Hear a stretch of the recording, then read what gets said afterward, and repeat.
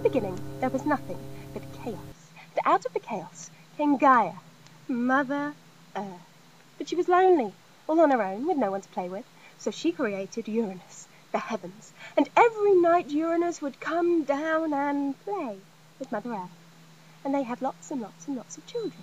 The huge, one-eyed Cyclops, with a huge eye bulging out of its face and a very foul temper. The Hecaton Ares, with 50 heads and 100 hands each. And then there were the Titans, who had 2 hands and 2 eyes, and would one day rule over the universe, but not just yet. Uranus would lay with Mother Earth, and they would be as one. He didn't like all these children everywhere, taking her attention, scurrying around, so he did what any self-respecting primal entity would do. He pushed them down into the belly of their mother. Poor Gaia was bursting with all these children. Enough was enough. She turned inside herself and spoke to her offspring. Which one of you is brave enough to do a tinsy-wincy little favour for Mummy? Now these were huge beasts, humongous monsters, but every single one of them jumped back and shivered and shook. They did not have the courage to take on their father until finally Cronus stepped forward. "I'll do it, Mummy." "Excellent," said Mother Earth, and she gave him a giant sickle that she had forged from the fires within her belly. Here you go.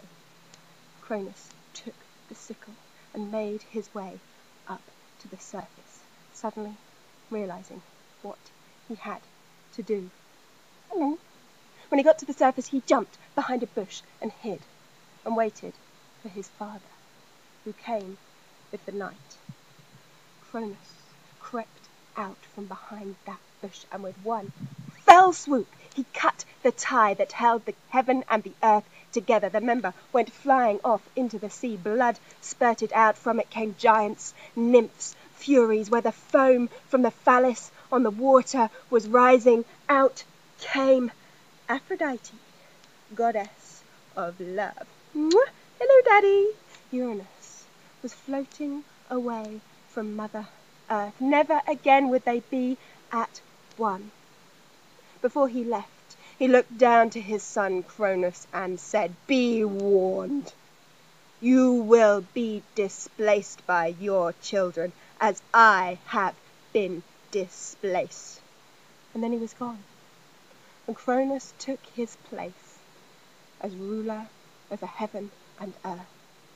And he would one day be displaced by his son Zeus, but that is another story.